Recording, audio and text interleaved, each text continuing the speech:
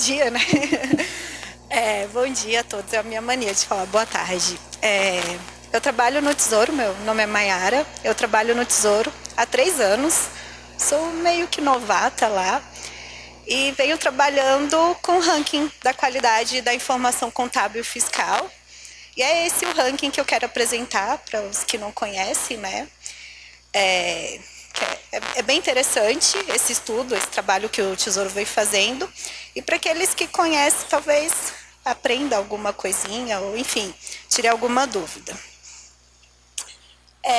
Primeiro eu queria tratar da contextualização, né? Antes de falar do ranking em si, eu quero falar no contexto em que ele se dá. Tudo começa com o artigo 63 da Constituição, 63A da Constituição, que fala que os entes devem encaminhar os seus dados contábeis, orçamentários e fiscais conforme formato, periodicidade e sistemas definidos pelo Tesouro Nacional. Então, quando fala em formato, periodicidade, a gente está falando das declarações demonstrativos, né, que os entes encaminham, como a declaração de contas anuais, o relatório resumido de execução orçamentária, o REREL, o relatório de gestão fiscal e a matriz de saldos contábeis. Então, esses dados, eles são encaminhados para o Tesouro Nacional, né, por meio de um sistema que é também definido pelo Tesouro Nacional. E esse sistema nada mais é do que o SICONF, que é o Sistema de Informações Contábeis e Fiscais do Setor Público Brasileiro, e é uma ferramenta que o Tesouro implementou para recebimento de informações contábeis, financeiras e orçamentárias. E aqui o Tesouro utiliza esses dados para várias de suas finalidades legais, né?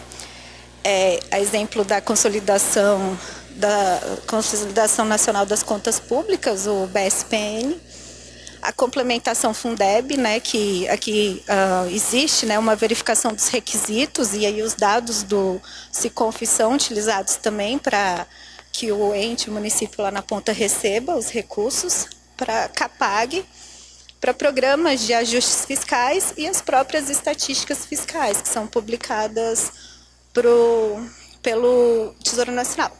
Então, aqui, dentro desse contexto todo, os dados precisam ser confiáveis. Porque, assim, na verdade, essa utilização vai para além do Tesouro, né? A gente tem muitos trabalhos acadêmicos, o público em geral, né, que tem essa curiosidade em acessar esses dados, eles estão disponíveis, né, no site do SICONF, inclusive esses dados, todas essas declarações, o REREL, RGF, enfim, todos podem ser lá extraídos, inclusive ao histórico desses relatórios encaminhados ao longo dos anos.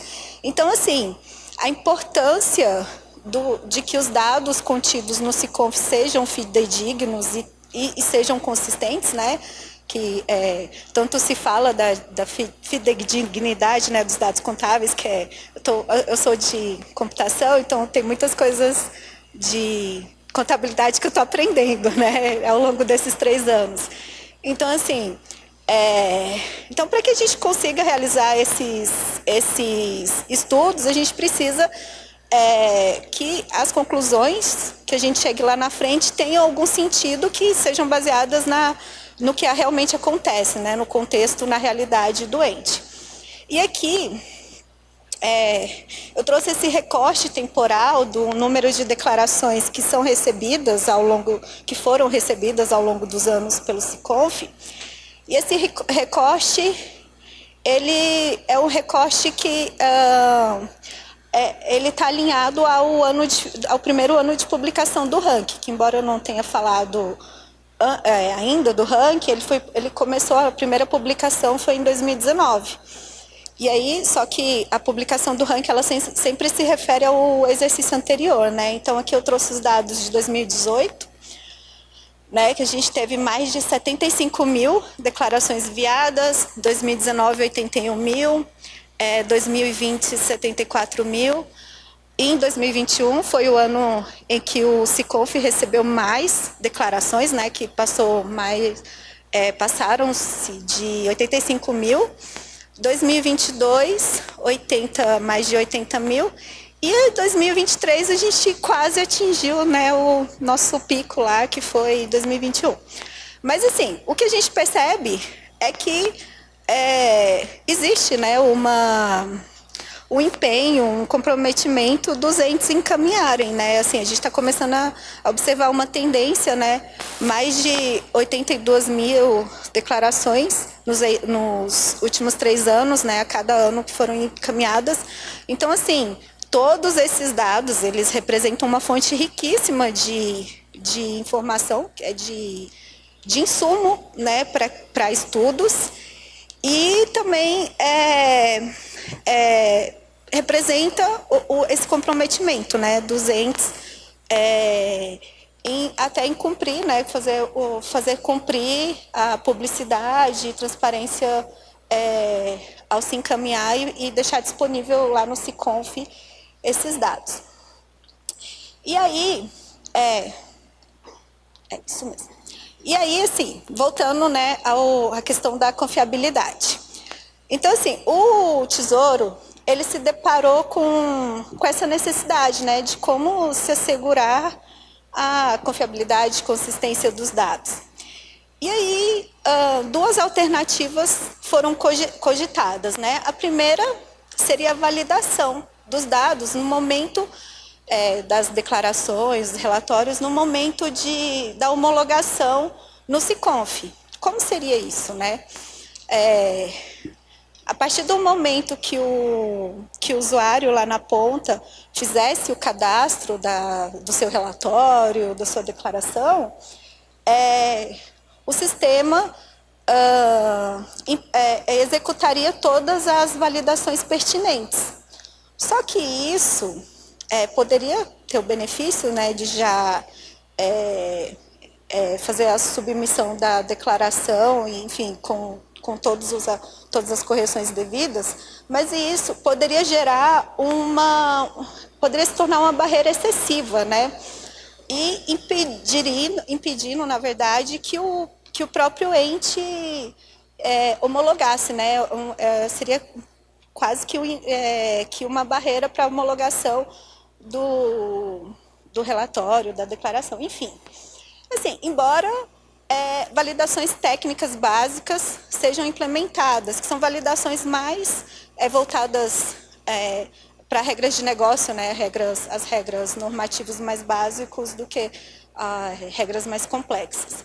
Então, assim, essa alternativa, pela possibilidade, né, do desencorajamento, do encaminhamento dos relatórios, ela foi deixada de lado e pensou-se na criação de indicadores qualitativos. E o que seriam esses indicadores, né? Eles seriam avaliações da qualidade da informação. O grande diferencial aqui é que eles seriam verificações executadas após a homologação dos dados, ou seja, seriam verificações a posteriori.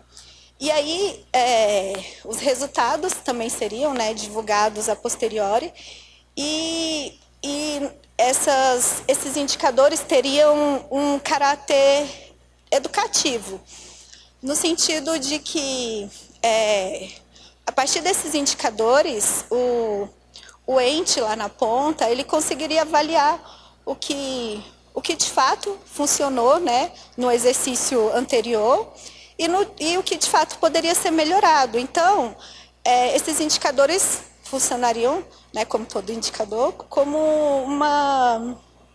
um termômetro, até para se avaliar a gestão, né, como está sendo feita a gestão dos dados contábeis, orçamentários e fiscais.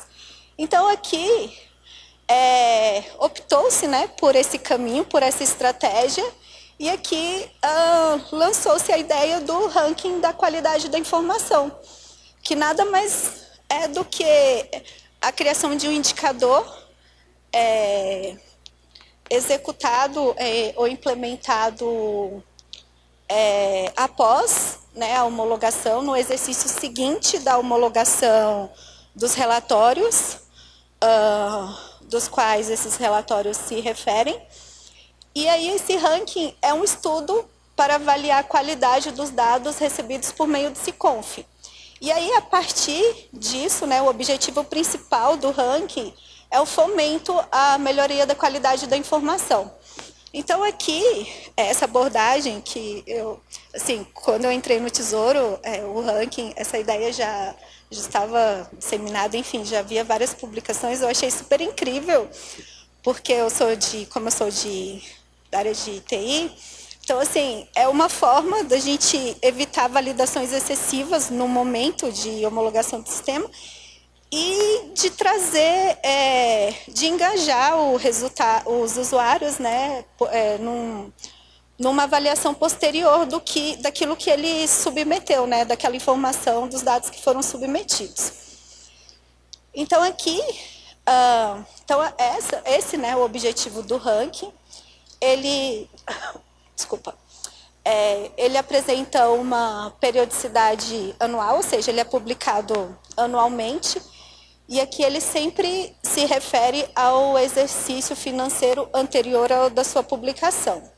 Então, por exemplo, esse ano nós tivemos a publicação do ranking 2024, e os dados, né, utilizados pelo ranking 2024 são dados de 2023. E aí, aqui a gente tem um conceito muito importante do ranking também. Na verdade, agora eu vou falar basicamente de conceitos que são super importantes, né, nessa estratégia do Tesouro Nacional.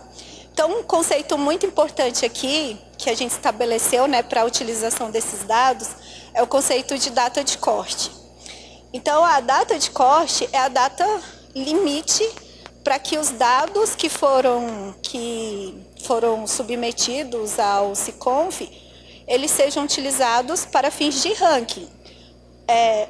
Isso não impede, é claro, que o ente que o município ou o estado lá na ponta faça correções periódicas, né, ao longo do exercício seguinte dos relatórios e declarações que eles enviaram do exercício anterior. O que eu quero dizer com isso?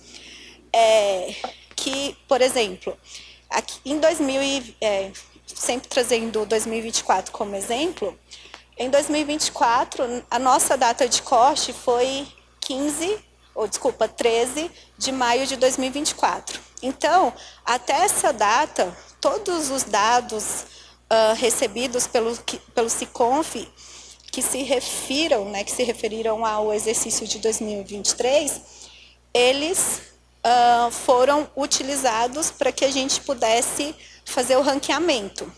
Então, aqui a gente tem um conceito do ranking sendo uma publicação anual, ou seja, a partir dessa data, a gente executa os nossos indicadores e tem um resultado que é publicado, embora nada impeça que os entes realizem as correções ao longo do exercício, né, do exercício seguinte. E por que isso? Porque o ranking, ele não é uma finalidade em si mesma, ele é um instrumento, né? Ele é um instrumento dessa busca da melhoria da qualidade da informação. Então, é bom sempre a gente ter isso em mente, que embora seja muito legal a gente receber, mais para frente eu vou falar das notas, né? Mas, assim, ele não deve ser encarado como uma finalidade de se buscar uma nota ou uma nota alta, digamos assim, né? Mas sim de que aquilo que o gestor, enfim, o contador, aquilo que ele fez ao longo do exercício, reflita na nota recebida pelo ranking. Então, aqui, esse conceito é muito importante, porque a gente acaba recebendo muitas ouvidorias, né, que a gente tem no site do SICONF, né, a gente tem o Fale Conosco e outras ferramentas de contato, que dúvidas sobre o ranking podem ser esclarecidas. E a gente sempre recebe esse questionamento, né, que o município ou o Estado ele melhora uma informação a fim de melhorar, obviamente, né, o seu desempenho, mas ele percebe que na publicação do ranking daquele exercício ele não alcançou notas maiores. E aí ele não vai alcançar, porque assim, a data de corte ela é o limite. Então, a gente fala de congelamento da base. Então, a gente realiza um congelamento, ou seja, nada entra e nada sai para que esses dados sejam avaliados. E aí, outro conceito importante, né, do ranking é a verificação. Que a verificação ela é o requisito, na verdade, é a avaliação do requisito que está lá na norma contábil. Então, as verificações, elas são elaboradas pelas equipes de normas e pelas equipes, né, do Tesouro. E aí ela nada mais é do que uma regra, né, uma regra retirada dos manuais para avaliar algum aspecto da informação fiscal, contábil, orçamentária.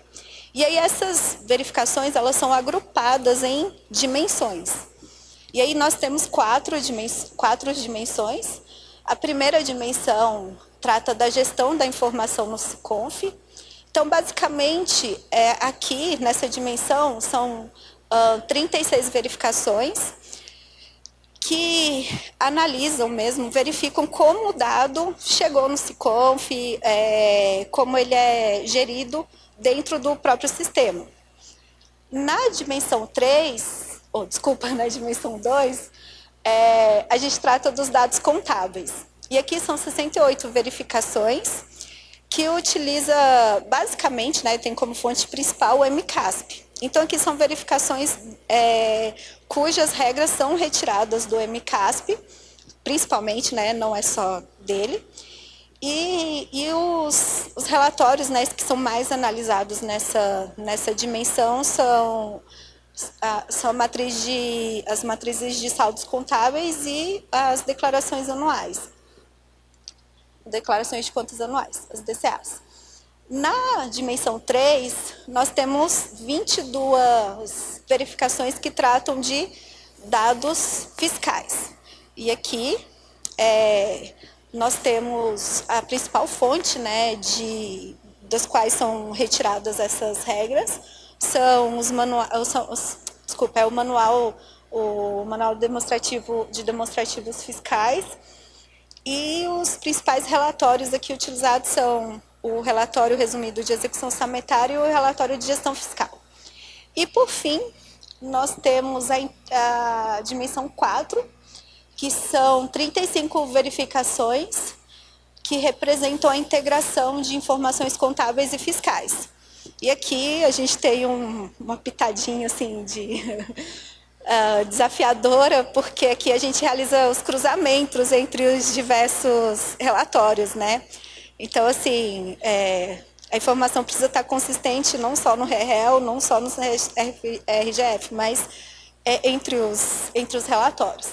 Então, aqui é basicamente como o ranking é organizado, né? Qual é a metodologia utilizada, né?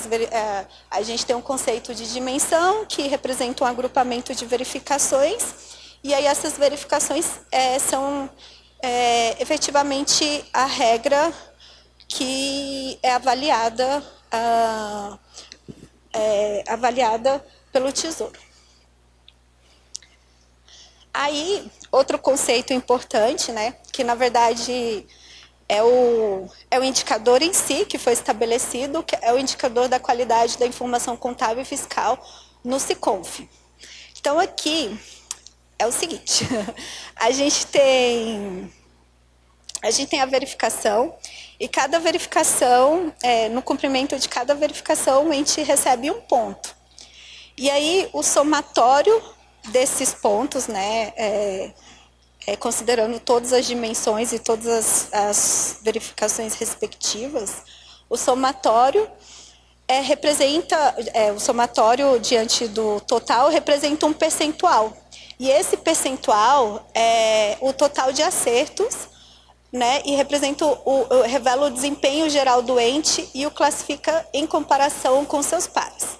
Então, aqui, primeiro a gente tem se o ente, o estado, o município, enfim, cumpriu a verificação, né, o requisito lá de determinada verificação, ele pode receber até um ponto. Tem verificações que o ente pode receber pontuação parcial, mas em sua maioria cumpriu ou não cumpriu, binário, 0 ou 1. E aí, quando ele fala em comparação com seus pares, né, aqui a gente está falando que existe duas categorias de ranking. Então, não é um ranqueamento geral, considerando estados e municípios. Aqui a gente tem o ranqueamento dos estados e o ranqueamento dos municípios. E aí essa classificação, né, esse indicador, ele é uma classificação em 5 níveis, né? As notas vão da letra A e CF até a letra E e CF. E aí conforme são intervalos, né, de percentuais que quando o ente performa em algum desses intervalos, ele acaba recebendo a nota. Então, aqui, a nota E, começar de baixo para cima, a nota E vai dos intervalos de 0 a 65%. A nota D e CF de 65 a 75%, nota C de 75 a 85%, a nota B de 85 a 95% e a nota E de 95 a 100. Então, assim, o que a gente deseja, né, é que os entes tenham um desempenho entre as notas, pelo menos entre as notas A e B, né, porque a B representa, ao mínimo, 85% das verificações cumpridas. Aí, aqui, esses números são bem interessantes. Uma coisa que eu queria falar da verificação também é que a cada ano a equipe de normas ela estuda novas verificações e faz a revisão das já existentes. Então, aqui, por exemplo, em 2019 eram 72 verificações, em 2023 já são 161 verificações, ou seja, a gente tem mais que o dobro de verificações esse ano, né, aplicadas esse ano. E aí, essas novas verificações que são implementadas a cada ano, elas são submetidas à consulta pública. Então, aqui é oportunidade, né, do ente lá na ponta, do município, estado, enfim, questionar até a pertinência daquela verificação. Então, assim, é um processo que a gente tenta envolver a todos, né? Não somente uma publicação sem os questionamentos anteriores, né? A gente busca até incorporar os questionamentos feitos durante a consulta pública. Então, nesse quadrinho aqui, eu trouxe o desempenho geral dos entes. Aqui eu estou considerando estados e municípios. Então, aqui, coisas interessantes a serem observadas. A primeira questão é que, assim, a gente viu lá naqueles slides anteriores que a gente teve, que o Siconf vem recebendo cada ano mais os relatórios, né? Nos últimos 3 anos, a gente viu que foram mais de 80 mil. Então, considerando que a gente tem a cada ano, né, assim, mais relatórios, né, mais informações a serem analisadas, e considerando também que ao longo desses 5 anos de publicação do ranking, nós tivemos verificações cada vez mais complexas, que isso, inclusive, é uma das vantagens de se ter esses indicadores. Porque o que acontece? Como é uma homologação posterior que não impede, ou como é uma verificação posterior que não impede a homologação do relatório, enfim, aqui a equipe pode estudar e pode elaborar verificações cada vez mais rigorosas, para não dizer complexas, digamos assim, né? Que, assim, na verdade, elas são extraídas dos próprios manuais, né? Então, assim, seriam verificações que seriam mais efetivas ao se avaliar o cumprimento da regra que já está lá descrita, tanto no MCASP como no MDF. Enfim, então aqui nós tivemos um aumento no número das verificações, né? E nós tivemos também um gradual melhora no desempenho dos entes. Então, assim, em 2019, nós tínhamos o desempenho geral era 69,68%. Já em 2023, nós temos os entes quase alcançando a nota B, digamos assim. A gente tem a maioria, assim. Se a gente fosse atribuir uma notinha no relatório, no desempenho geral, né, que não é a nossa intenção, mas só para fim de comparação mesmo, a gente diria que os entes ainda estão nota C, o desempenho geral, tipo como se fosse uma consolidação nacional, assim. Mas a gente está avançando para a nota B e, como eu falei, é um resultado muito positivo, porque a gente percebe assim, que realmente existe um comprometimento, um esforço lá na ponta de encaminhar os dados, primeiro encaminhar os dados, e segundo, de trazer melhorias, né? De enviar esse dado com consistência. Então, assim, eu acho eu particularmente acho bem interessante, diante, né, do contexto em que se dá, né, do número de verificações, a quantidade de verificações e a quantidade de relatórios recebidos, a gente está avançando. Então, são números muito positivos. Aí eu vou falar do resultado, só que antes eu queria falar também de um conceito que nós temos no ranking, que é o ranking diário.